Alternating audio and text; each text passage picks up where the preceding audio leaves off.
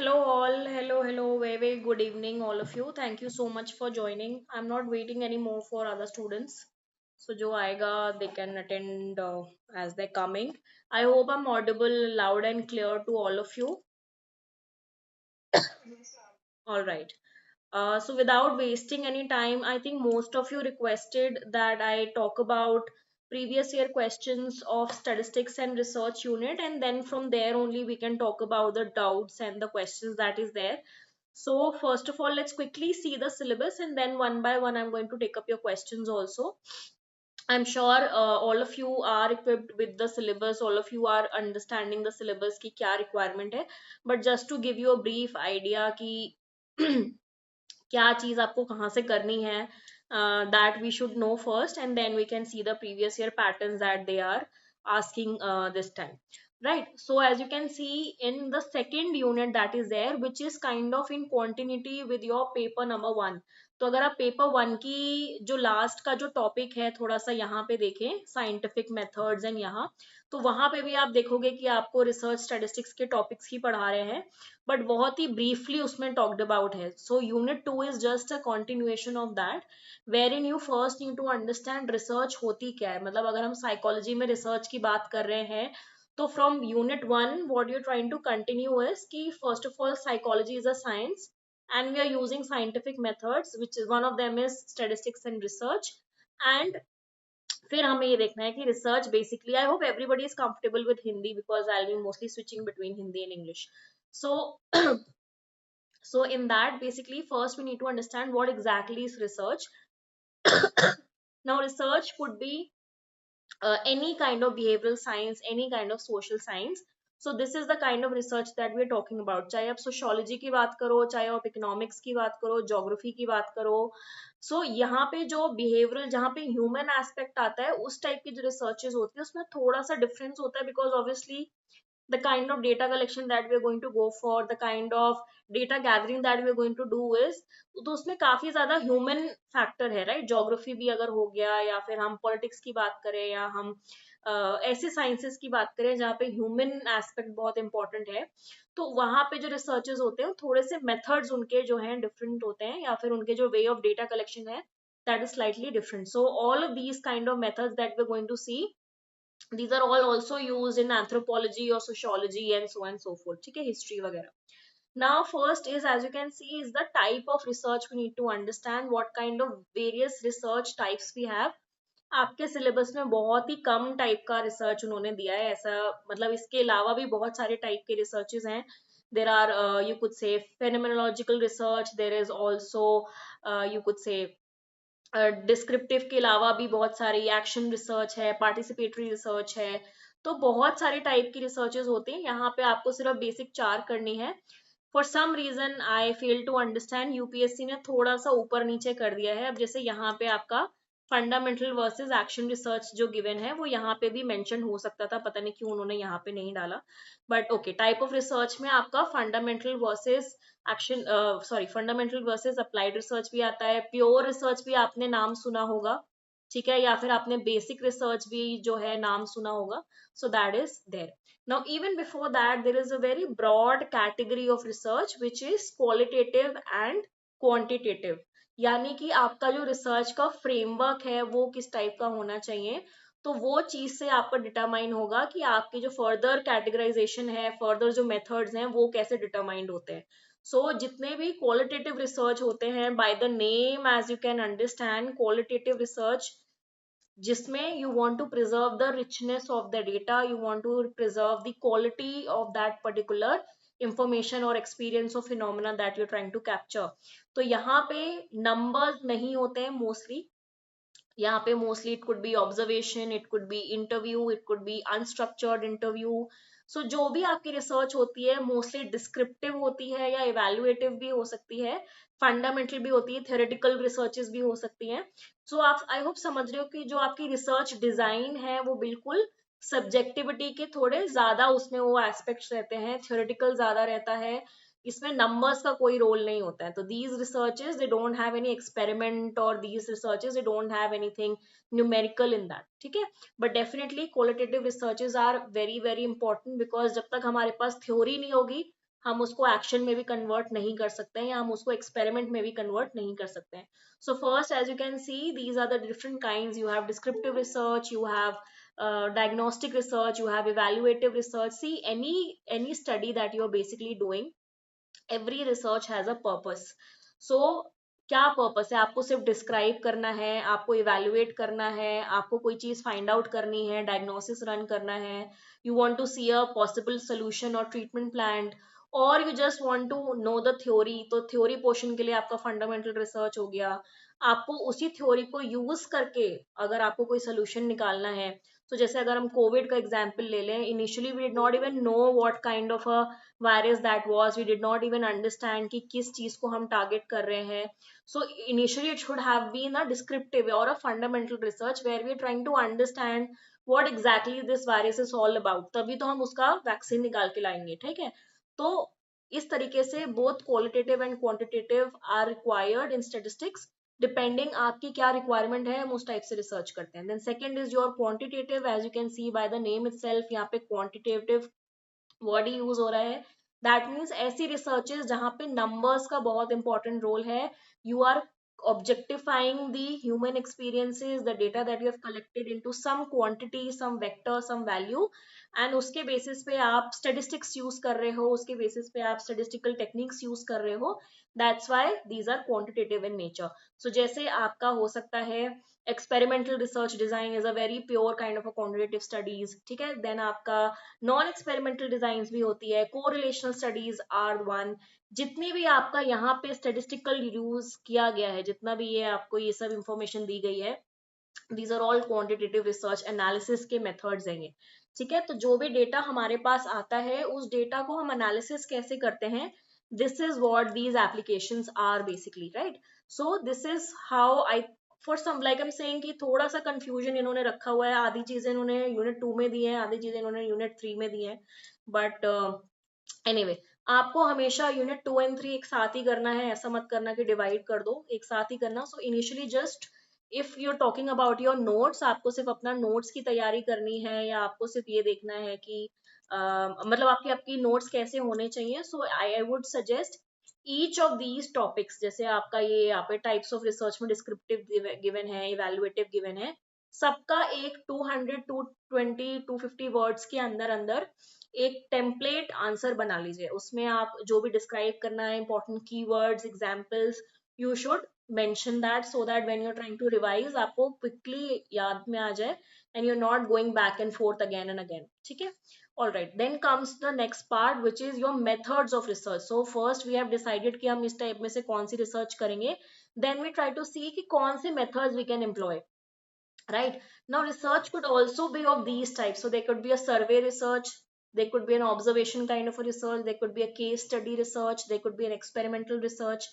So जैसे आपने सुना होगा एमबीबीएस, जब आप सॉरी एमबीए पढ़ते हैं या आप कोई बड़ी डिग्री लेते हैं, तो उसमें केस स्टडीज दिखाई जाती हैं. सो केस स्टडी भी एक अपने आप में एक रिसर्च होती है, जिसमें very low sample when you have, but you want to very deeply understand that person's life or experiences, तो हम केस स्टडी मेथड्स के लिए जाते हैं. But this is not for generalisation, this is not कि आपने एक एक इंसान का पढ़ा और आपने सबके ऊपर अप्लाई कर दिया. This is only for specific special rare cases, जहां पे आपको you want to preserve the experience of that particular person, और you want to preserve that experience, and you want others to know about it, ठीक है? तो ये आपके case study methods हो गए. सो depending on your research question, always remember, यहाँ पे ये जो आपका पूरा स्टेप्स गिवन है ना, स्टेप्स ऑफ रिसर्च, इसमें आपने देखा होगा first step is always problem statement. आपका जितना भी रिसर्च है वो हमेशा यहाँ से स्टार्ट होगा कि आपका क्या क्वेस्ट है, what is your psychological inquiry that you want to go and find out. From there onwards the next of the things will come into place. तो जैसे आपका क्वेश्चन है, let's just say I want to find out the correlation of smoking cigarette and happiness. So correlation मैंने word use किया, which is a statistical technique that automatically tells me that my research is going to be quantitative in nature, ठीक है?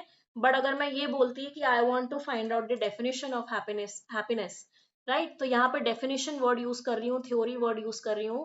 So obviously naturally it could have been कि मैं हो सकता है grounded theory approach use करूँ, which is a method of qualitative research analysis. and I'm going for a qualitative study. So it will always start with the kind of problem that you have come up with. उससे आपकी बाकी चीजें step by step formulate होती हैं कि आपका framework कैसे ready होगा. These are exactly, ये basically आपका framework है कि आप कौन से methods use कर रहे हो, आप कौन से designs use करोगे, आप experiment non experimental design use कर रहे हो, आपकी research design कैसे होने वाली है, बेस्ड ऑन दैट आपकी सैम्पलिंग कैसे होगी. अगर केस स्टडी है तो ऑब्वियसली एक दो ही सैंपल होगा, या लेट्स जस्ट से कोई रेयर केस स्टडी देख रहे हो तो obviously very selective sampling would be there. But अगर आप मान लीजिए बहुत ही लोगों के ऊपर जनरलाइज करना चाहते हैं for the entire population, so obviously आपका सैम्पल साइज बहुत बड़ा होगा. So depending on what kind of question you are going with, what kind of variables that you have, उसके अकॉर्डिंगली आपके सैम्पल साइज डिसाइड होते हैं. देन फाइनली आपके tools, आप कौन से, जैसे मान लीजिए आपने स्टडीज जो है वो चूज करी, आपने फ्रेमवर्क डिसाइड किया, देन यू ऑल्सो डिसाइड कि आपके टूल्स क्या होने वाले हैं. So whether it is going to be a questionnaire method, whether are you going for an interview, structured interview, unstructured interview, are you going for what do you call it, are you using observation plus interview, are you using some kind of recordings, are you using some kind of videos, so वो भी होता है. are you using some kind of written books, autobiographies use कर रहे हो आप, कोई letters use कर रहे हो, ऐसा भी कर सकते हैं. एक्सपेरिमेंट मेथड है तो आप एक्सपेरिमेंट कर रहे हो, डेटा रिकॉर्ड कर रहे हो, वो भी हो सकता है. सो इट टोटली डिपेंड्स कि आपका क्या क्वेस्ट है, उसके अकॉर्डिंगली आपके टूल्स डिसाइड होते हैं.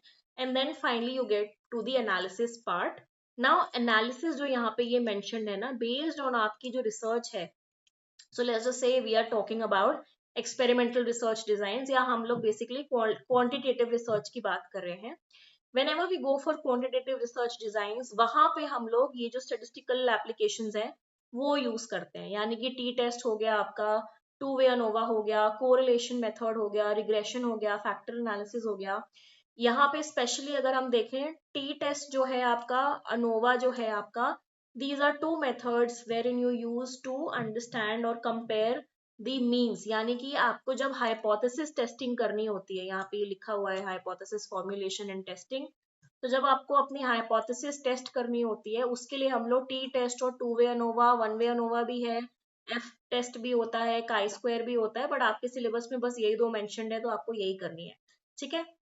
अभी जैसे मैंने आपको बोला कि आपको कोरिलेशन देखनी है from happiness, with happiness and cigarette smoking, मतलब जितना ज्यादा आप सिगरेट स्मोक करते हैं which is going to be your independent dependent variable, वो भी बता देती हूँ आपको. इंडिपेंडेंट वेरिएबल आपका जो हो गया आईवी, सॉरी, ठीक है, इंडिपेंडेंट वेरिएबल हो गया आपका ये. तो इंडिपेंडेंट वेरिएबल क्या है, जो चीज आप मैनिपुलेट कर सकते हैं, जिसकी क्वांटिटी, जिसकी वैल्यू आप ऊपर नीचे कर सकते हो, बढ़ा सकते हो, कम कर सकते हो, अपने अकॉर्डिंगली एडिशन सब्ट्रैक्शन कर सकते हो, दैट इज इंडिपेंडेंट वेरिएबल. अब इस इंडिपेंडेंट वेरिएबल का जो इम्पैक्ट आप देखने वाले हो, जिस चीज के ऊपर आप देखने वाले हो, उसको हम डिपेंडेंट वेरिएबल बोलते हैं. अगर मान लीजिए सिगरेट स्मोकिंग का मेरी हैप्पीनेस पे क्या इम्पैक्ट पड़ रहा है, तो happiness would be my dependent variable. ठीक है. अगर सिगरेट स्मोकिंग का मैं लंग्स पे बोलूं तो lungs would be the dependent variable. अगर मैं बोलूं कोविड वैक्सीनेशन का लंग्स के ऊपर, तो आप, I hope now you have understood independent and dependent variable. These are very very important for experimental research design. जब हम एक्सपेरिमेंट्स करते हैं, कोई और रिसर्च में नहीं, जब हम एक्सपेरिमेंट्स करते हैं, चाहे हम क्वासा एक्सपेरिमेंट्स करें, ट्रू एक्सपेरिमेंट्स करें, in those cases we go for independent and dependent variables. ठीक है. तो इंडिपेंडेंट वेरिएबल्स बेसिकली जो आप इंट्रोड्यूस कर रहे हो, जो ट्रीटमेंट आप इंट्रोड्यूस कर रहे हो, या जो थेरेपी आप दे रहे हो, या कोई मेडिसिन आपने बनाई है, जैसे कोविड वैक्सीनेशन जो थी आपकी, वो इंडिपेंडेंट वेरिएबल थी. ठीक है. और डिपेंडेंट वेरिएबल क्या हो गया, आपके अंदर जो वायरस था, whether it is getting killed और not. So that is independent and dependent variable. तो जब आपको कोरिलेशन देखनी है दो चीजों के बीच में, उसमें हम क्या करते हैं, कोरिलेशन मेथड यूज करते हैं. जब आपको बहुत सारी चीजों के बीच में कोरिलेशन देखनी होती है, देन हम we go for regression method. जब आपको बहुत सारी चीजों के फैक्टर्स निकालने होते हैं, मतलब बहुत सारी चीजें हैं but you want to combine them into different factors, factor 1, factor 2, factor 3, तब हम लोग फैक्टर एनालिसिस करते हैं. और जब आप अपनी टेस्ट कंस्ट्रक्शन करते हो, so when you are doing test construction which is a part of your paper 2 unit number 1, तो जब आपको अलग अलग आइटम्स रिस्पॉन्स देखने होते हैं, आइटम्स के एनालिसिस करनी होती है, तब हम लोग आइटम रिस्पॉन्स थ्योरी करते हैं. तो ये आपका बेसिकली स्टेटिस्टिकल पोर्शन है. नाउ कमिंग टू कितना हमें डीपली करना है कितना नहीं, lot of students they keep asking me कि कितना इन डेप्थ आपको करना है, इसमें नहीं करना. As far as I have seen the papers all these years, you don't really have to do very in detail.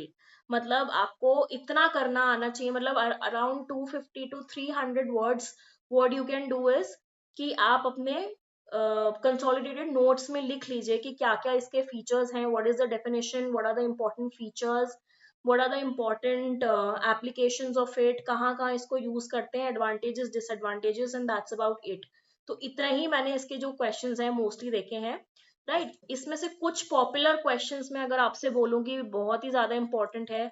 एक तो किसी भी एक मेथड को आपको आना चाहिए, मतलब सारे मेथड्स आप लिख लेना, बट यूजुअली मैंने देखा है कोई एक मेथड के ऊपर पूछ लेंगे, what is the advantages disadvantages of survey research method, और व्हाट इज द एडवांटेजेस और डिसएडवांटेजेस और types of observation, case study का क्या मतलब है, कैसे यूज करते हैं, what is experimental research design, features of it, so and so forth. तो इस तरीके से मैंने क्वेश्चंस देखे हैं.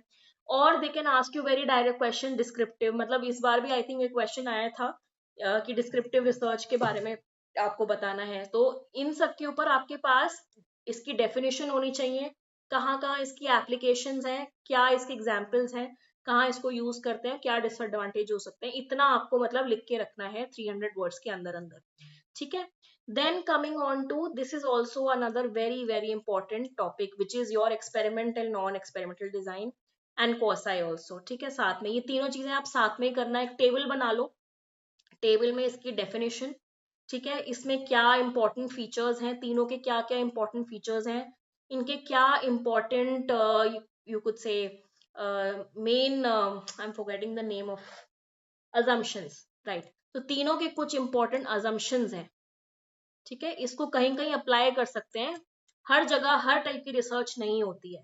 ठीक है, मान लीजिए कोसा एक्सपेरिमेंट है, let's just say quasi experiment is very similar to experimental research design, but उसमें कोसा क्या है, रिजेंबलिंग क्या है, सूडो क्या है, that when we are knowingly choosing the sample size, जब मुझे पिक एंड चूज करना होता है, it is not random, it is not कि ब्लाइंडली सेलेक्ट हुआ है, जब मैं पर्पसफुली सैंपल चूज करती हूँ, that becomes a COSA experiment.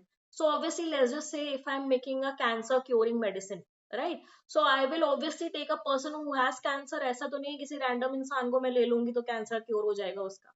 तो ऑब्वियसली इसमें क्या हुआ, कॉसाई का मतलब यहाँ है कि एक एलिमेंट जो है आपकी स्टडी का, that is your sampling, that is not randomise, and rest of the features are like experimental design. तो कुछ कुछ अजम्पशंस हैं of experimental design, of non experimental design, of quasi. ये अजम्पशंस आपको पता होनी चाहिए कि इसको हम कहाँ कहाँ अप्लाई करते हैं, बिकॉज ये क्वेश्चंस आपसे पूछ लेंगे. Same is with this also.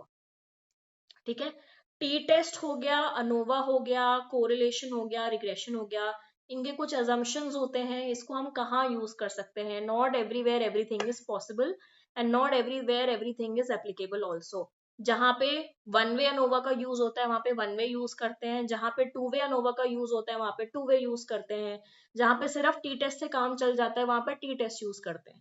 ठीक है, तो ये चीज आपको ध्यान में रखने वाली होती है कि हम इसको कहाँ कहाँ अप्लाई कर रहे हैं. सो अजम्पशंस जो हैं, आप जो भी बुक फॉलो कर रहे हो, चाहे आप एके सिंह कर रहे हो, चाहे आप कोई अच्छी स्टेटिस्टिकल बुक कर रहे हो, तो ये अजम्पशंस आपको याद में होने चाहिए. So for experimental design, non experimental design and course है, you can make a tabular kind of a thing, जहाँ पे आपने डेफिनेशंस लिखी है, अजम्पशंस लिखी है, एप्लीकेशन, एडवांटेजेस एंड डिसएडवांटेजेस लिखे हैं. कभी कभी आपसे डायरेक्टली पूछ लेते हैं, how is quasi experiment different from experimental design, और how is non experimental design different from experimental design. ठीक है, तो ये आपको इस हिसाब से इसके नोट्स आपके तैयार करने हैं. बाकी ये जो फोकस ग्रुप डिस्कशन है, brainstorming method and grounded theory approach है, this is for qualitative research methods. ठीक है, all right. Now coming to the major portion जो रिसर्च का है, आप कोई भी बुक फॉलो कर सकते हो, कोई भी अच्छी बुक जो जिसमें स्टैट्स और रिसर्च के बारे में है. Usually there is Newman social research के ऊपर, जो एक बुक आती है सोशल रिसर्च के ऊपर, by given by Newman, that is also a very very good book, बहुत इजीली अवेलेबल है ऑनलाइन अगर आप वो करना चाहते हो। ए के सिंह में भी गिवन है, यस, अगर आप उससे करना चाहते हो। देर इज ऑल्सो अदर बुक्स जहाँ से आप, जहाँ पे भी मतलब कुछ बच्चे यहाँ पे ऐसे हैं जिन्होंने ग्रेजुएशन किया है इन साइकोलॉजी, अगर आपके कॉलेज में आपको करिकुलम में थी, गिवन थी, सो आप वो वाला भी यूज कर सकते हो। सी, चाहे आप कहीं से भी पढ़ो, topic is going to be the same, the content is going to be the same, so don't get worried कि मुझे ये बुक करनी है वो बुक करनी है। As long as you are able to understand the language of that book, वो बहुत इंपॉर्टेंट है। तो वो ध्यान में रखना कि जो लैंग्वेज आपको समझ में आ जाए। अगर आपको लग रही है कि ए के सिंह की लैंग्वेज आपको समझ में आ रही है easily, go for a K Singh. अगर आपको ऐसा लग रहा है कि नहीं, न्यूमैन है, सोशल साइकोलॉजी की रिसर्च की बुक है, आप उससे भी कर सकते हो।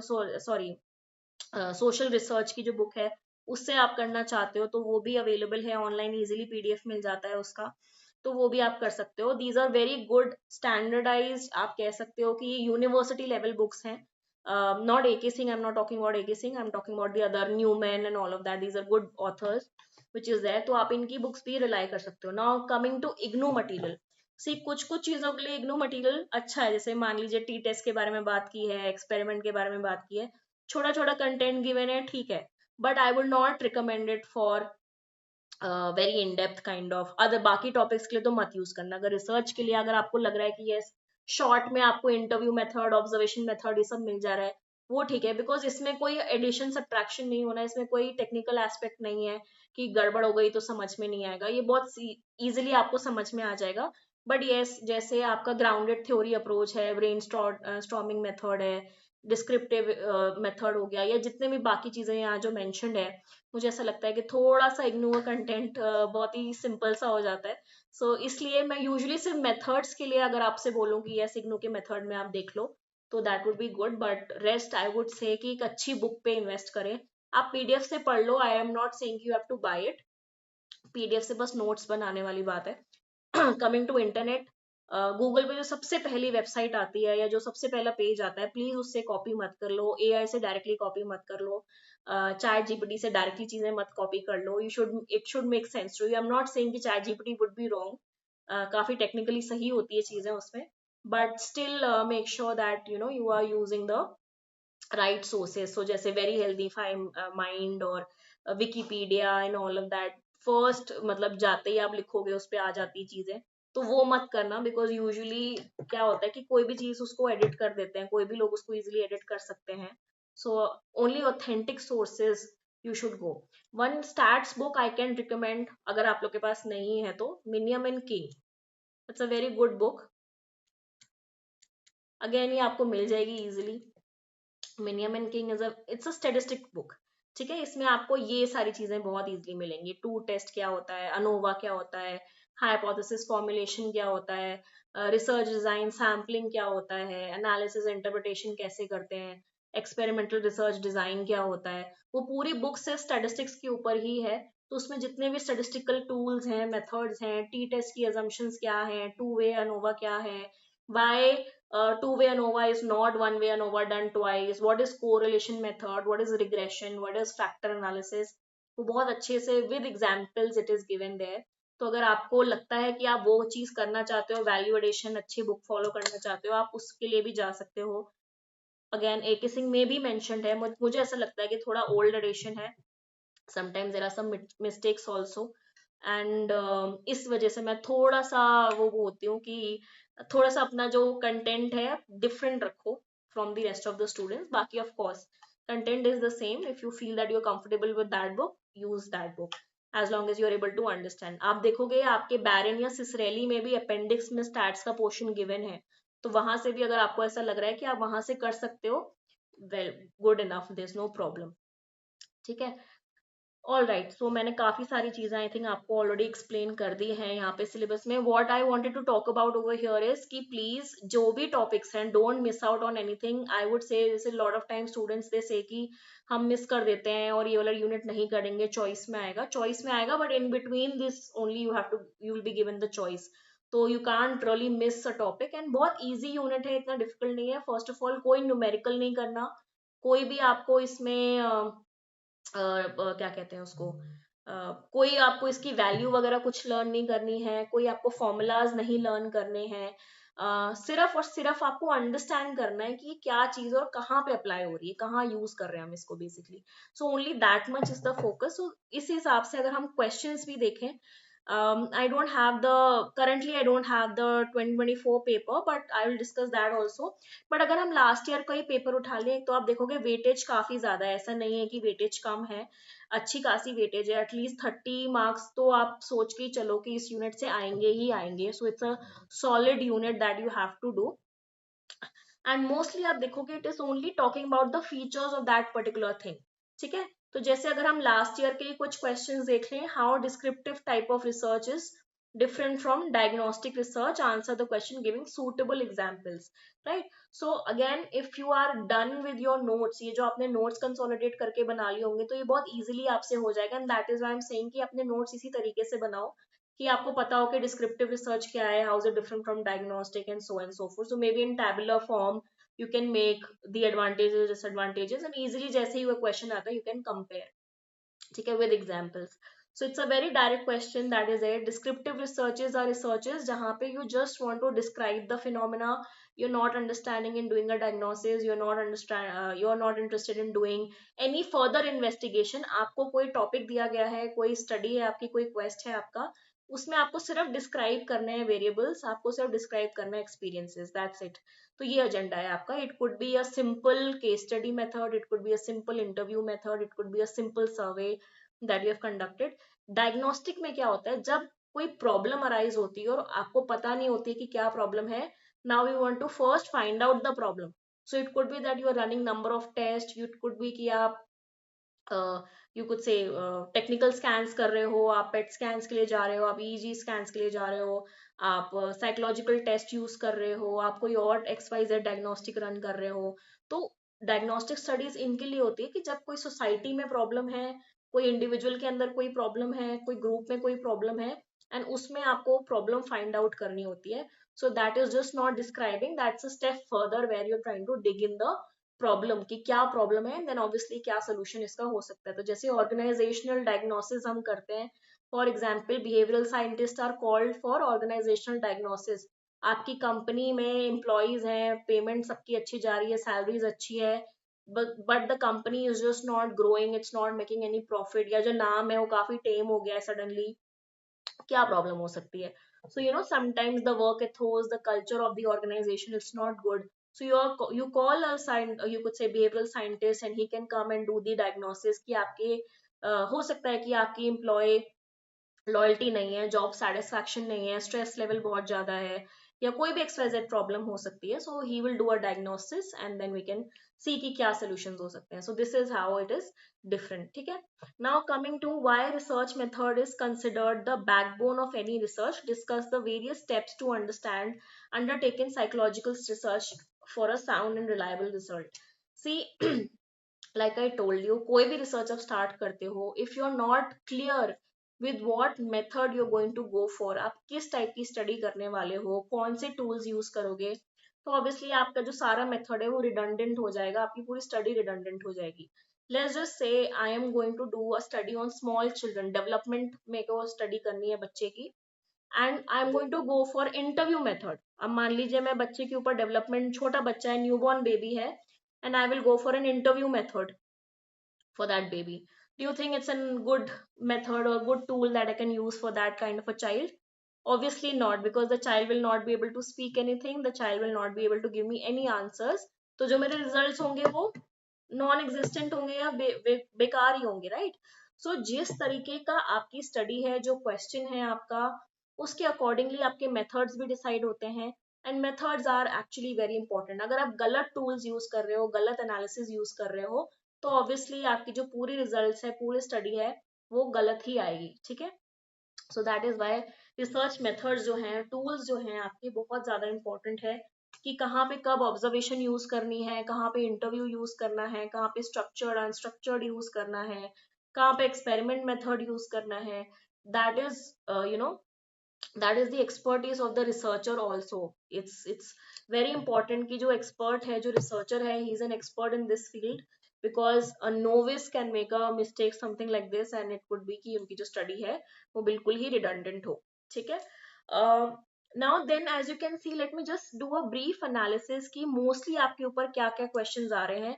First of all I feel ANOVA is a very very hot topic. Time and again आप देखोगे अनोवा के ऊपर काफी ज्यादा क्वेश्चंस आते हैं, चाहे बैक टू बैक आए या फिर पहले आए. सो एक अनोवा ऐसा टॉपिक है, आई फील आई थिंक इस साल भी आया था. तो अनोवा के ऊपर डेफिनेटली प्लीज आप बना के रखना कि क्या मीनिंग है, क्या अजम्पशंस है. See like I told you, assumptions बहुत इंपॉर्टेंट है. सो मेरिट्स, डीमेरिट्स, अजम्पशंस, ये आपको जितने भी स्टेटिस्टिकल मेथड्स उन्होंने दिए हैं उसके आपको करके रखने हैं, चाहे आप जहां से भी कर रहे हो. ठीक है. So two way ANOVA, t test, you should know the difference between t test and ANOVA also, कि कहाँ पे हम टी टेस्ट यूज करते हैं और कहाँ पे अनोवा यूज करते हैं. Now coming to some of the questions that you guys have given me, कि ये स्टेटिस्टिकल मेथड्स के बारे में मैं बताऊं तो पहले तो अनोवा के बारे में अच्छा किसी ने नहीं पूछा है. Okay. So but I'll just explain you once. See, first of all, t-test and ANOVA, both of them are means of comparing, you could say, और statistical method जिससे हम दो अलग अलग samples के means को compare करते हैं. ठीक है. यानी कि मेरे पास एक इस साइड का डेटा होगा, एक इस साइड का डेटा होगा, इनका मीन निकल कर आएगा, इन दोनों का मीन्स में कितनी सिग्निफिकेंट डिफरेंस है, इस चीज को कैलकुलेट करने के लिए हम लोग, और इस चीज को हम अंडरस्टैंड करने के लिए टी टेस्ट यूज करते हैं या अनोवा यूज करते हैं. Now what basically is happening in T test में जब आपके पास दो ही डिफरेंट पेयर्स होते हैं तो हम टी टेस्ट के लिए जाते हैं. So, जैसे फॉर एग्जाम्पल आपका एक्सपेरिमेंटल रिसर्च डिजाइन है, उसमें आपका एक एक्सपेरिमेंटल ग्रुप हो गया. ठीक है. एक आपका कंट्रोल ग्रुप हो गया. Now how will I know कि जो मेडिसिन मैंने इस ग्रुप में दी है और यहाँ पे जो मैंने कोई मेडिसिन नहीं दी है, इज देयर एनी डिफरेंस और नॉट. यानी अगर मैंने मान लीजिए कोविड वैक्सीनेशन बनाई है तो वो एक्चुअली में कोई यूजफुल है भी कि कोई सिग्निफिकेंट डिफरेंस है भी कि मैंने बस ऐसे ही कुछ बना दिया है. सो वो चीज के लिए हम लोग यूज करते हैं. मान लीजिए इसके कोई जैसे 90 70 ऐसे करके कोई रीडिंग्स आ रही है और यहाँ पे भी मेरे पास जैसे 70 60 90 कुछ रीडिंग्स आ रही है.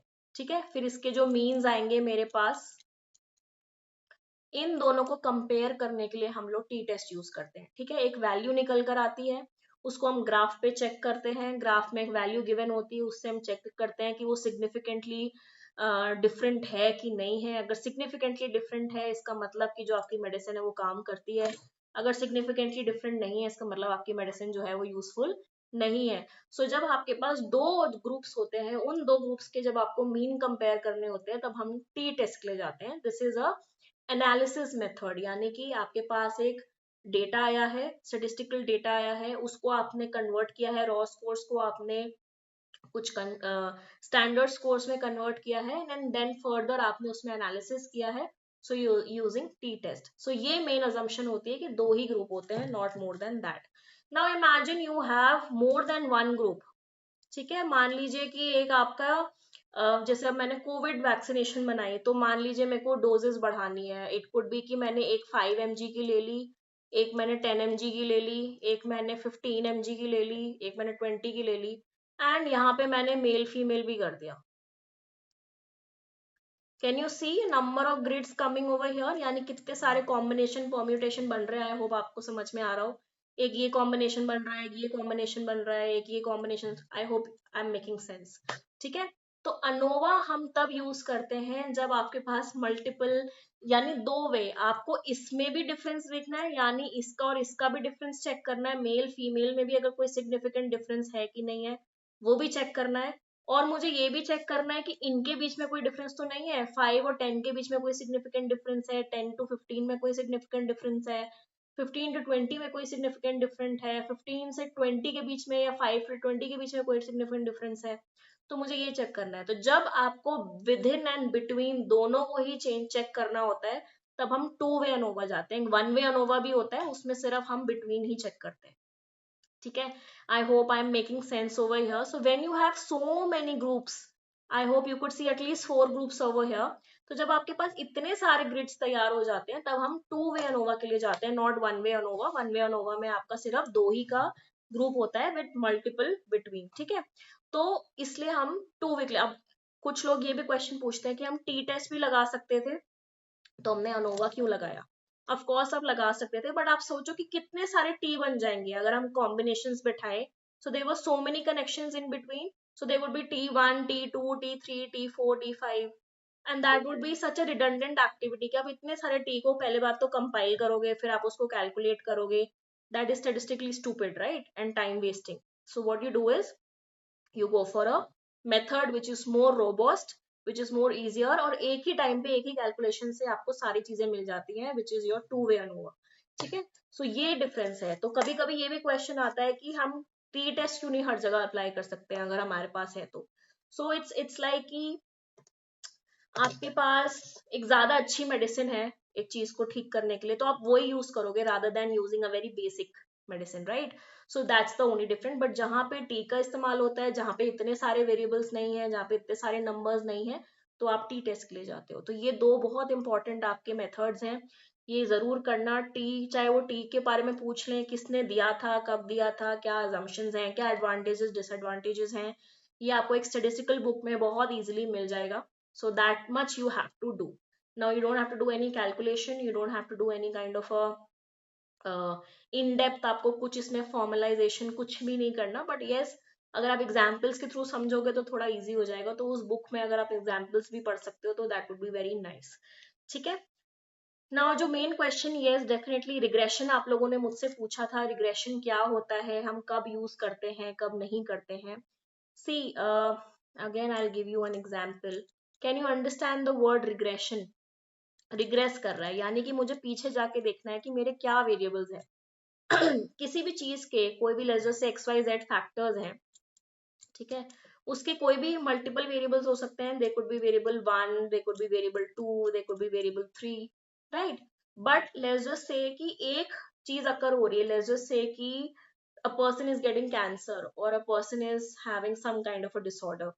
What could be the various underlying factors, या उसके पीछे के क्या factors हो सकते हैं which has caused something like this, right? So this is for something, या prediction करनी है। मान लीजिए कि अगर मैं ये आपसे बोलूं, instead of saying कि कैंसर है, let's just say a person has sedentary lifestyle, ठीक है, वो स्मोक भी कर रहा है, फिर नो एक्सरसाइज, फिर और क्या, रेडिएशंस एंड पोल्यूशन। ठीक है, so I have given you 5 you could say factors over here, or I've given you 5 variables over here. Can you tell me कि अगर मैं इन सबको ज्वाइन कर दूं तो क्या मैं कुछ प्रिडिक्ट कर सकती हूँ? कुछ तो गड़बड़ होगी मतलब इस इंसान के साथ, राइट। यानी कि हो सकता है जल्दी डायबिटीज हो जाए, हो सकता है कैंसर हो जाए, हो सकता है कोई और XYZ प्रॉब्लम हो जाए, या ओबेसिटी हो, या वट एवर इट इज। ठीक है, तो रिग्रेशन एक ऐसा मेथड है, unlike ANOVA and T test, उसमें हम इस टाइप की कोई एनालिसिस नहीं करते। रिग्रेशन एक ऐसा मेथड है जहां पे आप ये सारे वेरिएबल्स को जोड़ के एक फाइनल वेरिएबल जो है वो बता सकते हो। That means you can regress back and see multiple variables, और you can also use it to predict something, यानी आप प्रिडिक्शन के लिए इसको यूज कर सकते हो। तभी इसको हम फोरकास्टिंग के लिए, या पे कोई फ्यूचर डायग्नोस्टिस रन करनी है, उन सब के लिए जो मोस्ट प्रोमिनेंट एंड जो मोस्ट यू कुड से रिलेटेड फैक्टर्स हैं, उसके लिए हम इसको यूज कर सकते हैं। So it could be like y1 y2 y3 y4, ये सबको ऐड करके क्या वेरिएबल निकल के आ रहा है, वो होता है रिग्रेशन बेसिकली। तो regression is also a very very useful method जब हम एक स्टेप फर्दर जाना चाहते हैं।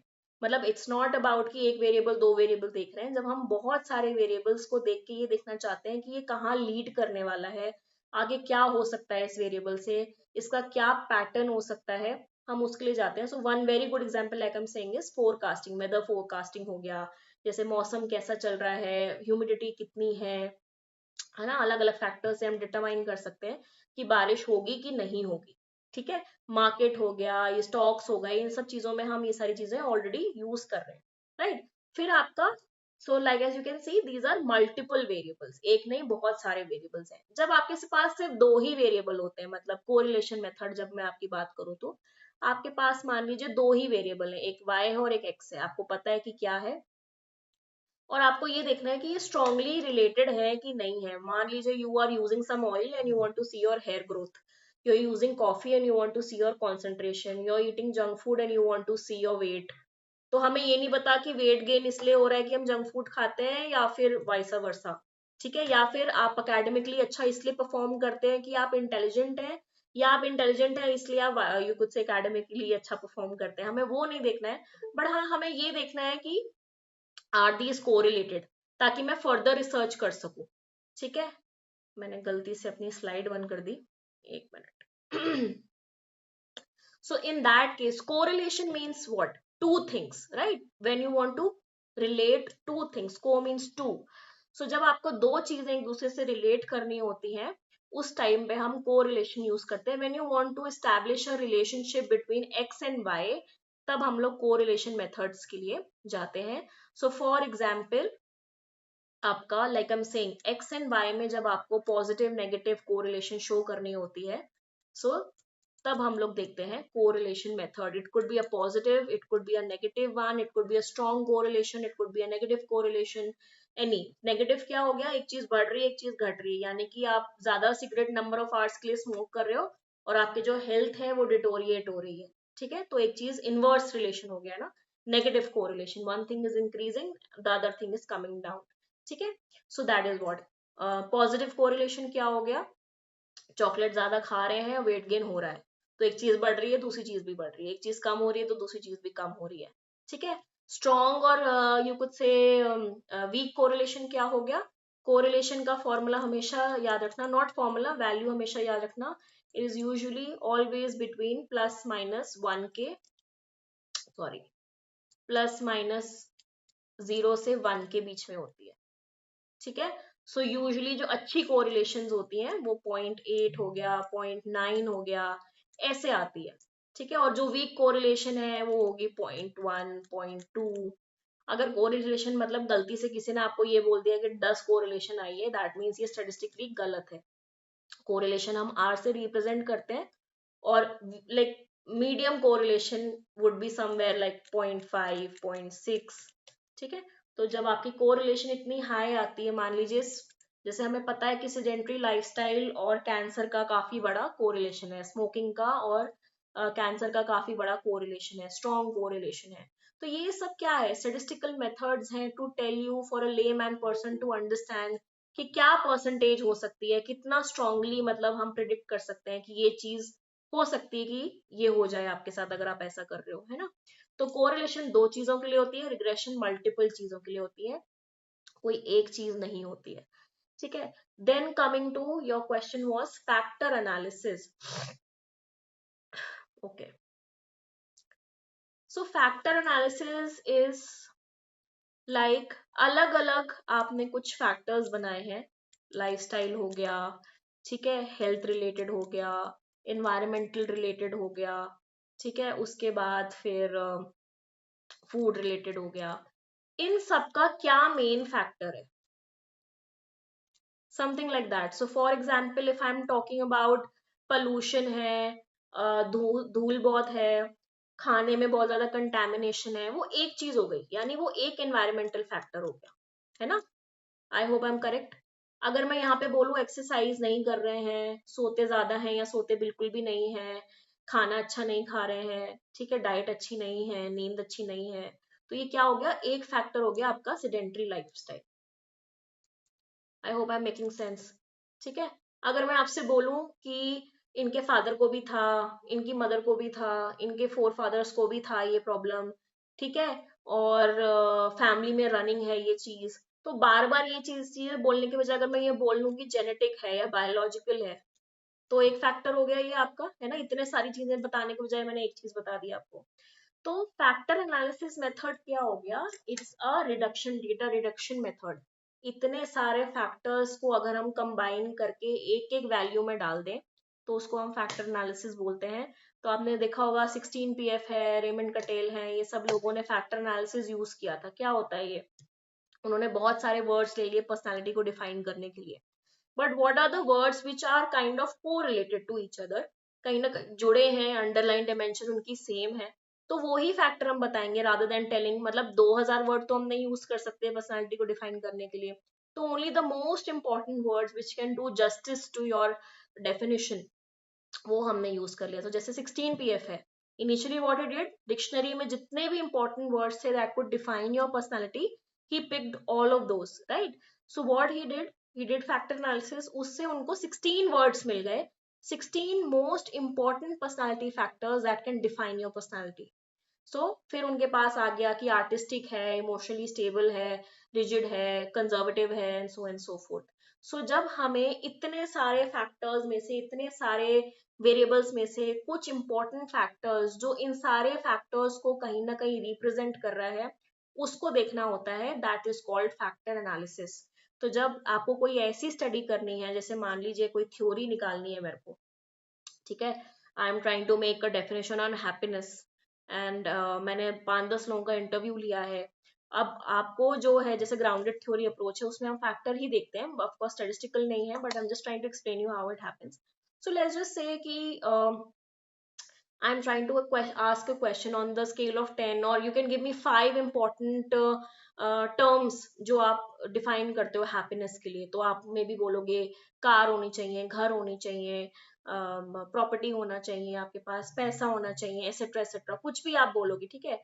बट आप देखोगे कि बार बार कुछ टॉपिक्स रिपीट हो रहे हैं, जैसे money, property, some people will say peace of mind, and so forth. तो आप देखोगे इसको हम एक फैक्टर्स में डाल सकते हैं, can I put materialistic needs और financial needs into one factor, जो भी मनी रिलेटेड एस्पेक्ट है, प्रॉपर्टी हो गया, घर हो गया, जॉब सिक्योरिटी हो गई, कुछ भी हो गया। देन अगर कुछ लोग बोले peace of mind, good relationship, so happy relationship, peace of mind, ये एक फैक्टर हो गया। And then using these multiple factors, what I can do, I can make a definition now that happiness is basically having financial security, having peace of mind, good health, so and so forth. तो जब आपको इस type की कोई study करनी होती है, जब आपको मल्टीपल फैक्टर्स में से या मल्टीपल वेरिएबल्स में से कुछ मोस्ट इंपॉर्टेंट वेरिएबल्स को देखना है, तो हम क्या करते हैं, या प्रेसिपिटेटिंग फैक्टर्स क्या है, या मेन मेंटेनिंग फैक्टर्स क्या है किसी भी डिजीज का, किसी भी प्रॉब्लम का, तो हम क्या करते हैं, हम फैक्टर एनालिसिस के लिए जाते हैं, ठीक है। And then lastly you have item response theory, ठीक है। Item response theory, just like factor analysis, is another method जहाँ पे जो आप क्वेश्चनेयर तैयार करते हो, यानी कि आप टेस्ट कंस्ट्रक्शन कर रहे हैं, उसमें कितनी आइटम्स डाल रहे हो, उस आइटम को एनालिसिस करने के लिए हम लोग आइटम रिस्पॉन्स थ्योरी देखते हैं। So that is use for test construction, this is as simple as that. और इसमें आपको कोई कोई इसमें बहुत ज्यादा एप्लीकेशन नहीं करनी है, कोई बहुत ज्यादा, इनफैक्ट क्वेश्चन भी मैंने बहुत कम कम बार ही देखा है, मोस्टली आप देखोगे स्टेटिस्टिकल मेथड्स के ऊपर आता है। और जो फीचर्स होते हैं, जैसे एक्सपेरिमेंटल मेथड के क्या फीचर हैं, what is sample size, what is sampling method, इनके ऊपर मैंने जो है मोस्टली जो क्वेश्चंस देखे हैं। So as far as your notes goes, I feel कि जो बुक्स में आपको इम्पोर्टेंट मेन डेफिनेशन और कंटेंट मिल रहा है, 200-300 वर्ड्स में उतना ही कंसोलिडेट करके लिख दो, मोस्टली आप देखोगे आपके जो आंसर्स हैं वो सॉल्व हो जाएंगे, ठीक है। Let me just see more questions that you have given to me. So regression, item response theory and factor analysis we have done. इसके अलावा अच्छा, answer writing, first of all I would always say कि prematurely answer writing कभी भी मत start करना। अभी I know सबके पास बहुत सारे रिसोर्सेज हैं, सबके पास बहुत सारे प्रीवियस ईयर के एनालिसिस आ जाते हैं, सब कुछ है, that is very good. But I would से कि जैसे मान लीजिए you still not done with your paper 1, आपका कंप्लीट ही नहीं हुआ है, and you will start answer writing. So like I am saying, paper जैसे आइटम टेस्ट रिस्पॉन्स है, वो आपको टेस्ट कंस्ट्रक्शन में समझ आना ज्यादा जरूरी है।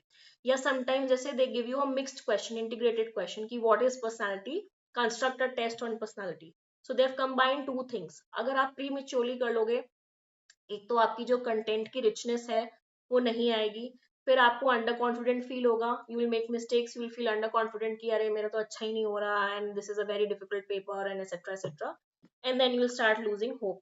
So that is why I don't say कि यू नो इमीडिएटली स्टार्ट कर दो, मतलब अभी स्टार्ट किया है आपने प्रिपरेशन और अभी स्टार्ट कर दो। पेपर 1 एटलीस्ट अच्छे से कर लो, समझ लो कि क्या है, रिवाइज कर लो। This is not you could say paper जहां आप देख देख के लिख रहे हो, it should be in your brain. कोई भी ऑप्शनल आप लेते हो, not just for this. So इतना होना चाहिए कि बिना देखे, बिना आपको बार बार बुक खोले, आपको आना चाहिए। जब आप उस स्टेज पे पहुंच जाते हो, देन आई वुड रिकमेंड कि yes, go for answer writing. This year 3 of my students have given mains, so I'm just waiting for the results to come out. I hope they have done well. And one of the girl, I would say, I hope I can get an interview from her. She's busy right now. So one of the student who has given mains this time, वो उन्होंने जब पूरा अपना syllabus revise कर लिया था, उसके बाद उन्होंने आंसर राइटिंग स्टार्ट की थी. ऐसा नहीं था कि प्रीमेच्योरली जंप कर लिया. तो ये मैं हमेशा स्टूडेंट्स को एडवाइस करती हूँ कि पहले आप अपना सिलेबस कंप्लीट कर लो, उसके बाद आंसर राइटिंग स्टार्ट करो. ओनली फॉर दिस पर्पस कि आपको कॉन्फिडेंस ही नहीं आएगा. अगर आप मान लो पेपर आपने यूनिट 1 का आपने लर्न कर लिया और आपने आंसर लिख दिया, गुड. बट हो सकता है कि कुछ अच्छी थ्योरी थी पेपर 5 में, यूनिट 6 में, वो आप लिख सकते थे उसमें जो आपको नहीं आती है ना. सो ये वाला एक डिफरेंस हो जाता है. Another thing that I would say is keep your sources very consolidated. बैरनोसिस रियली आप कोई भी यूज करो जो भी आपको लैंग्वेज समझ में आ रही है. Same for A K Singh and other statistical books also. जो लैंग्वेज आपको easy लगती है, go for that. You don't have to go by my words या किसी और के words. जो आपको समझ में आ रहा है, that should be. how you can remember is only by revision. I hope जो भी यहाँ पे prepare कर रहा है, you have a schedule that you're following. See, psychology है तो psychology के principles को apply करो. What you see every day is what you remember every day. जो चीजें आप रिवाइज कर रहे हो डेली, चाहे वो प्रीलिम्स के लिए हो गया, चाहे वो कोई और जीएस पेपर के लिए हो गया या साइकोलॉजी के लिए हो गया, गिव अ टाइम टेबल. तो 2 घंटे का टाइम टेबल है, उसमें आप कैसे रिवाइज करते हो, क्या यूनिट आपने कवर की है, पहले की यूनिट आप कब रिवाइज कर रहे हो. Go by a schedule, go by a routine. आप ऐसा नहीं एक्सपेक्ट कर सकते कि आपने 2-3 महीने पहले कुछ यूनिट्स किए थे, फिर आप भूल गए उनको and then you going to forget. Because अगर आपने फॉरगेटिंग कर्व देखा है तो within 8 hours we forget maximum information. तो आप कैसे एक्सपेक्ट कर रहे हो कि 1-2 महीने बाद आपको याद रहेगा. तो रिवीजन इज द की. जितनी बार आप कम लिखो, कम याद करो, बट रिवाइज करो, वो ज्यादा इंपॉर्टेंट है. तो रिवीजन जितना ज्यादा करोगे उतना ज्यादा इंपॉर्टेंट है. Second thing is notes making does not mean कि आपने बुक से सारा ही वापस से नोट्स में कॉपी कर लिया है. Like I am saying 200-300 words maximum, because आपके जो क्वेश्चंस हैं उनकी वर्ड लिमिट्स ही यही है. तो it can't be that you writing pages and pages and pages एक ही चीज के ऊपर. इतने में कंसोलिडेट हो जाना चाहिए. How to effectively revise is make a schedule. Like I am saying कि आपने लेजर से ही पेपर 1 कंप्लीट कर लिया है या यूनिट 1 कंप्लीट कर लिया है, हर एलिमेंट जो भी है उसका, उसको अच्छे से रिवाइज करो. बिना देखे आपको वो चीज आपको फिंगर टिप्स पे होनी चाहिए. क्या इंपॉर्टेंट थ्योरीज है, क्या इंपॉर्टेंट टॉपिक्स हैं, and then see if you're able to write answer or not. It's not a one day practice, definitely. कुछ टाइम लगेगा. इमिजिएटली अगर आप मेरे से एक्सपेक्ट करो कि आज आपने रिवाइज किया अगले दिन आपको याद हो जाएगा, ऐसे नहीं होता. तो यस, आपको थोड़ा सा आवर्स लगाने पड़ेंगे, थोड़े एफर्ट्स लगाने पड़ेंगे. I feel every day 2 hours for your optional before, मतलब जैसे अभी ये टाइम पीरियड है, इट्स मोर देन इनफ. जब आपका मेंस आ जाएगा तब आप इंक्रीज कर सकते हो ये आवर्स. तो डेली आप टॉपिक्स उठाओ, जो टॉपिक आपको याद नहीं आ रहे उन पे ज्यादा फोकस करो. डोंट थिंक अबाउट टॉपिक्स जो आपको याद है. जो चीज याद है उसको रिवाइज करने का कोई फायदा नहीं है. जो नहीं याद होते हैं, use mnemonics, use tricks to remember, वो डेफिनेटली यूजफुल है. Try to make, like I am saying, notes जो है आपके शॉर्ट होने चाहिए, बुलेट पॉइंट्स में होने चाहिए. Don't make paragraphs and paragraphs जो आपको याद भी नहीं आएंगे. ठीक है. अच्छा, दूसरी चीज जो है, बहुत सारे बच्चे बोलते हैं कि टॉपर्स के आंसर्स और नोट्स. ठीक है. देखो एक बात बताओ, अगर मैं अपने नोट्स बना के दे दूं आपको, जो मेरे को ऑलरेडी नॉलेज है, मेरे को ऑलरेडी पता है 10 चीजों के बारे में, तो मैं अपने हिसाब से नोट्स बनाऊंगी. So I might not even include some basic stuff. But अगर कोई नोविस बच्चा है जिसने अभी अभी ऑप्शन स्टार्ट किया है, जिसका कोई बैकग्राउंड नहीं है साइकोलॉजी में, उसको मैं अपने नोट्स दे दूं एंड से कि ये कर लो, ये आपके बेस्ट नोट्स हैं, तो obviously I hope you can understand the problem over here. पहली बात तो वो नोट मेरे हिसाब से बने हुए हैं, मेरे थॉट प्रोसेस के हैं, मेरी स्टाइल ऑफ राइटिंग के हैं, राइट. अगर मैं वही चीज किसी ऐसे बच्चे को दे दूं जो नहीं समझता है, जिसको नहीं आइडिया है, तो ऑब्वियसली उसके लिए वो रिडंडेंट है. It's a useless thing for that person. Same goes for proper answer copies also, and same for note making also. So it's very important that you remember. You can just see कि कैसे answer कर रहे हैं, कुछ अच्छा style है writing का, diagrams डाले हैं कि नहीं है, कोई अच्छा यूनिक तरीका है क्या लिखने का. बट प्लीज रिमेम्बर, ये जो पेपर है इतना ज्यादा, मतलब कैसे बोलूं, ये it's such a robust kind of paper कि it takes everything out of you. So you have to be in the habit of writing every day and articulating your thoughts. It's your style in the end of the day. So answer writing भी वही चीज है, आप किसी और के answers पहली बात तो मगअप ही नहीं कर सकते हो, आप बस देख सकते हो कि यस में भी उन्होंने क्या इंक्लूड किया है, कैसे करना चाहिए, बट स्लोली एंड स्टडीली जब आप खुद प्रैक्टिस करोगे वो आपके अंदर भी इनकलकेट हो जाएगी। तो ऐसा कुछ भी नहीं है कि टॉपर्स के आंसर्स में कोई बहुत डिफरेंट आपको मिल जाएगा और वो हमें मगअप करनी है, वो खरीदनी है, या etcetera etcetera. It's a, I personally feel, may be कुछ लोग देते होंगे, आई डोंट नो, मुझे पर्सनली ऐसा लगता है कि नोट्स अपने खुद के होने चाहिए। टॉपर्स के आंसर्स आप सिर्फ देख सकते हो कि क्या एक पॉइंट्स हैं जो हम इस क्वेश्चन में लिख सकते थे, या क्या इंपॉर्टेंट टॉपिक्स है जो हम लिख सकते थे। That's it, you can't copy somebody's style, right, you can't copy somebody's thought process. वो आपका अपना यूनिक तरीका है जो आपको फिगर आउट करना है, जितनी जल्दी आप फिगर आउट करो वो ज्यादा बेटर है। वाई? बिकॉज आपको ऐसे भी लिखना है, आपको बाकी जीएस के पेपर्स भी देखने हैं, so that is I am saying this. What is the advice for working professionals to manage study, revise and make notes?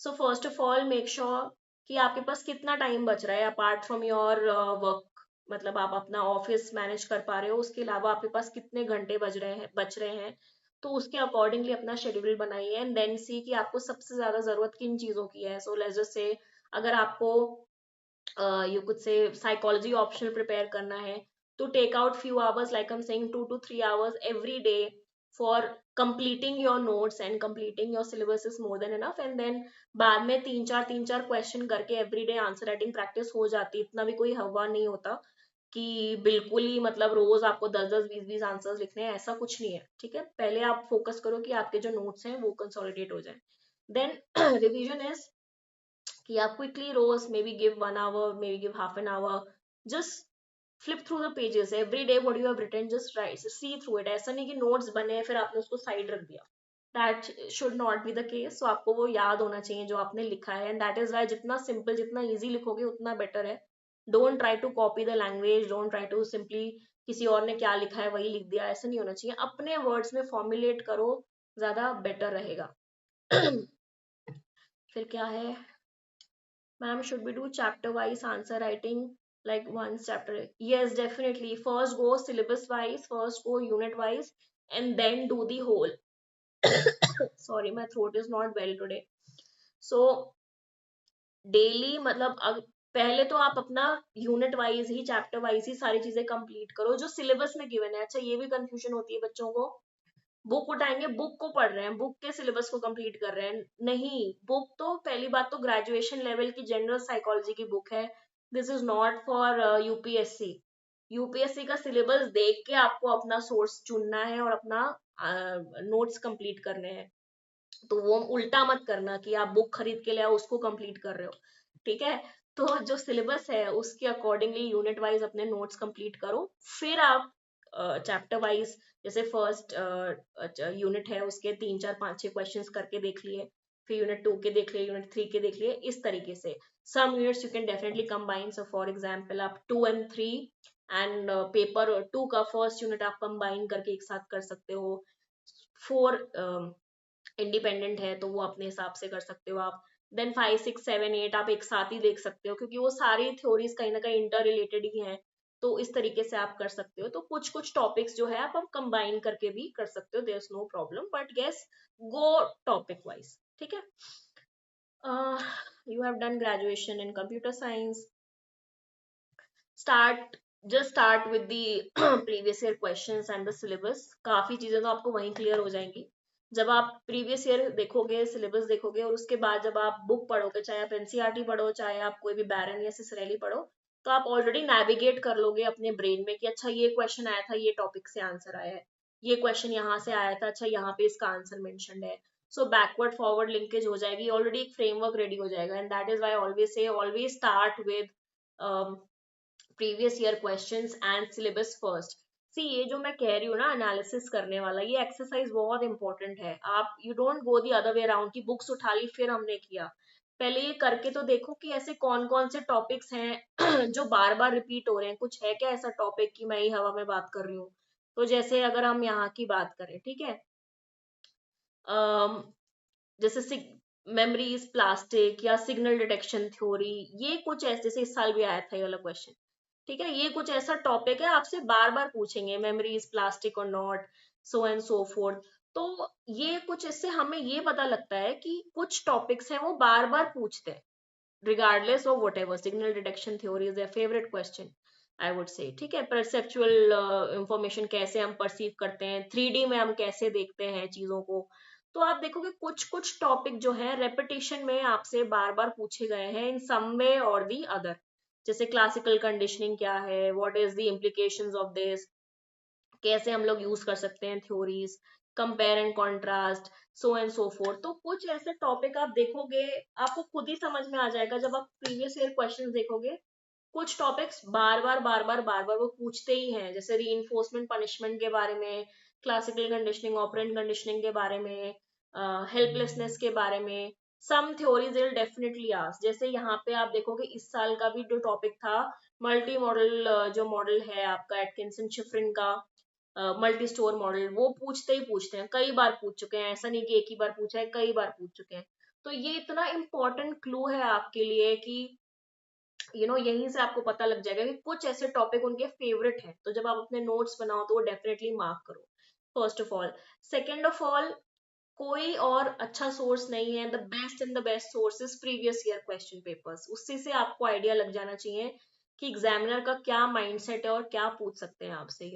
चाहे आप कोई भी कोचिंग ले लो, मेरे से ले लो, किसी और से ले लो, वाजीराम से ले लो, कहीं से भी ले लो, but UPSC is UPSC, so best is आप वहीं से लर्न करो। चाहे आप सेल्फ लर्निंग कर रहे हो, वो कोई प्रॉब्लम नहीं है, as long as you are able to understand the demand of this entire question paper you are good to go। ठीक है, बट ये है कि टॉपिक आपको सही समझ में आने चाहिए। अब ऐसा नहीं कि अनोवा की जगह आप कुछ और समझ के बैठे हो, then obviously it's not making sense। See, coaching की क्या मतलब होता है, कोचिंग का मतलब ये नहीं होता है कि आपको नोट्स मिल जाएंगे या उनका पढ़ाया हुआ ही पेपर में आएगा। That is not what the coaching is. Coaching is simply कि आपकी मेंटोरशिप हो, आपके पास जो भी प्रेजेंट नॉलेज है, आपकी जो स्किल्स हैं, उसको पॉलिश करी जाए, और जो भी रिक्वायरमेंट है एग्जामिनेशन की, वो आपके थ्रू फुलफिल कराएं। ये नहीं कि खुद फुलफिल करके दें, ये आप हमेशा याद रखना। कोई भी कोचिंग है, कुछ भी है, वो अपने नोट्स दे रहे हैं, नहीं दे रहे हैं, अच्छी बात है, मेरे को नहीं पता वो देते हैं कि नहीं, मैं तो नहीं देती पर्सनली, बिकॉज मुझे ऐसा लगता है कि ये पूरा एग्जामिनेशन ही इसके ऊपर डिपेंडेंट है कि आप अपने नोट्स कैसे बना रहे हो। सो आई वुड से कि अपने नोट्स खुद बनाओ, मेक श्योर कि जो बना रहे हो, जो लिख रहे हो, वो सही हो, उसकी गाइडेंस आप ले सकते हो कि जो आपने समझा है वो सही है कि नहीं। That is more than enough. अब चाहे आप यूट्यूब से देख के समझो या कहीं से भी देख के समझो, that should be one thing, कि जो आप समझ रहे हो एटलीस्ट वो चीज सही होनी चाहिए। अब that is nothing to do with कि आप कितनी महंगी कोचिंग ले रहे हो या बेस्ट कोचिंग ले रहे हो या नहीं ले रहे हो या खुद से पढ़ रहे हो। ठीक है, so that is, don't worry about कि whether you are an amateur or whether you have joined the best coaching or not, and so forth. As long as you're doing it right, it works. Okay, you will know your notes are enough when you're able to answer them, answer the question nicely. That's how you will know कि जब आप answer writing करने लगते हो तब आपको figure out हो जाएगा कि जो आप लिख रहे हो वो इनफ था कि नहीं था। Are you missing out something, are you missing out a very important theory, आपने कुछ गलत समझ लिया था क्या कि थ्योरी में, क्या गलत लिखा था। तो उसी से आपको लग जाएगा आइडिया कि जो आपने नोट्स बनाए थे वो यूजफुल हैं भी कि नहीं।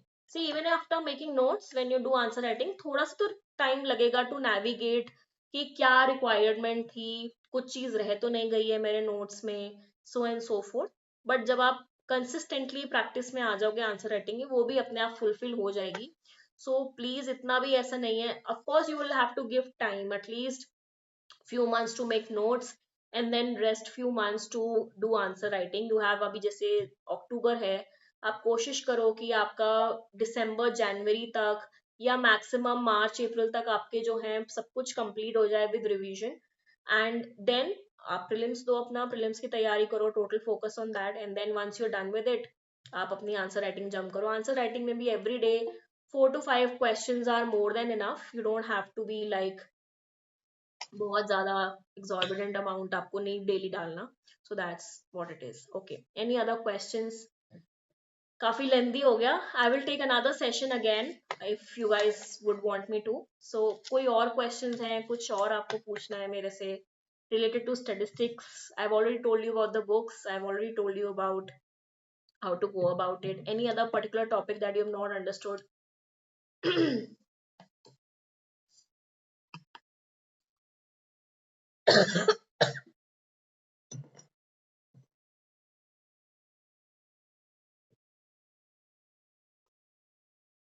Okay. So the next session, what I can do is, in the next session again I'm going to talk about the जो current इस बार पेपर आया है, कहाँ कहाँ से आप कर सकते हो. Can you share this PDF of previous years? I'll share the previous year question papers also. So उसके ऊपर भी हम करेंगे कि क्या क्वेश्चंस आए थे, क्या एनालिसिस है, कितना डिफिकल्ट कितना इजी था.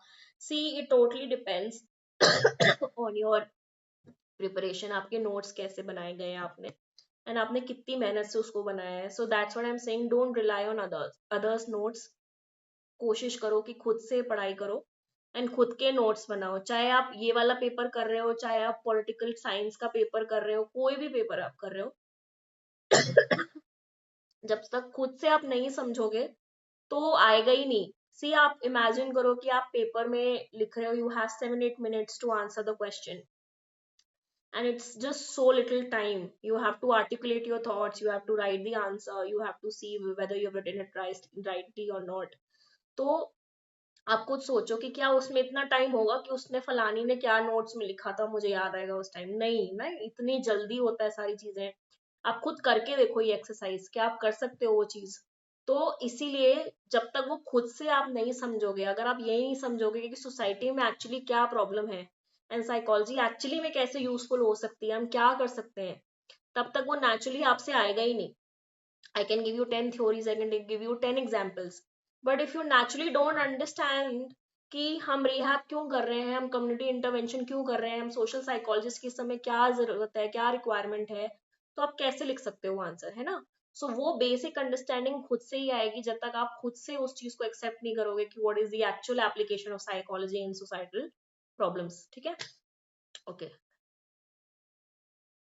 तो आप और आंसर्स लिखो, आप और ज्यादा आंसर लिखो, आप सारे प्रीवियस ईयर क्वेश्चन पेपर्स देखो. फिर आपको जो भी गलतियां हैं वी विल सी कि कहाँ प्रॉब्लम आ रही है. एंड उसी से आपको समझ में आ जाएगा कि अगर आपकी जो थ्योरी आपने समझी है वो सही समझी है कि नहीं समझी है. और अगर आपको ऐसा लग रहा है कि आपको याद नहीं होता है, इसका मतलब आपकी रिवीजन अच्छी नहीं है. It can't be that you don't remember. तो या तो आपकी रिवीजन में गड़बड़ है, आप उसको रिवाइज करो अच्छे से. व्हेन आई से रिवीजन, कि बिना देखे बिना बुक खोले आपको याद होनी चाहिए. In your sleep also if I ask you this question you should be able to recall. That's how it should be. Alright. Any other questions? I have few more videos, all those जैसे आप पूछ रहे हो कि how should I navigate psychology as an amateur and all of that. Notes making, मैंने अपने YouTube पे कुछ पुराने ऐसे sessions ले रखे हैं. I will definitely share the link with you all again. And again, अगर आप लोग को कोई और live करना है, so please let me know. I know I take some time to conduct the live because you know with the other batches running मेरे लिए थोड़ा सा time difficult हो जाता है manage करना. But I make sure that I try to do as much as possible. All right. Okay, then thank you so much. The only help that I can take from you all is please spread this channel as much as you can with other students and other people. That's the only request that I have from you all. That's a huge comment. Thank you so much. Thank you so much. Means a lot. I initially started this channel for this purpose only, so that I can help them genuinely. Um, जो course है वो एक अलग चीज है. See वो guidance, some people require guidance, some people are already guided, so that's good. But मेरा main agenda यही था that I can help as many students as much as I can. All right. So take care then. See you all of you. You can please keep writing to me. Definitely मेरे को time मिलता है, मैं जैसे ही time मिलता है मैं reply करती हूँ. So चाहे आप पर्सनली मैसेज करें या ग्रुप पे करें. So please bear with me. All right. Thank you so much. Thank you so much for having me.